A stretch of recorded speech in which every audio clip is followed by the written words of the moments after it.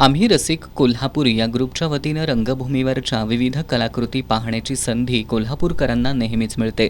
आज संगीत सौभद्र नाट्यसंगीताचा पडदा गोविंदराव टेंबे रंगमंदिर या ठिकाणी उघडला. अण्णासाहेब किर्लोस्कर यांनी लिहिलेल्या संगीत सौभद्र या नाटकाची मोहिनी आजही मराठी प्रेक्षकांवर कायम आहे. या प्रयोगाला रसिक प्रेक्षकांनी मोठी गर्दी केली होती. हे नाटक प्रामुख्यानं अर्जुन आणि सुभद्रा यांच्या विवाहावर आधारित आहे. सुभद्रेचं लग्न तिचे भाऊ बलराम हे कौरवपुत्र दुर्योधनाशी ठरवतात.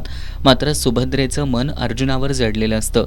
श्रीकृष्ण आपल्या चातुर्यानं आणि अर्जुनाला संन्याशाचं रूप घ्यायला लावून हे लग्न कसे घडवून आणतात याचं मिश्किल आणि ओघवतं वर्णन या नाटकात करण्यात आलंय.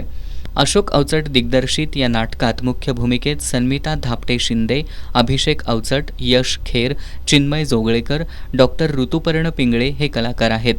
यावेळी आम्ही रसिक कोल्हापुरीचे अध्यक्ष सुरेश देशपांडे उपस्थित होते.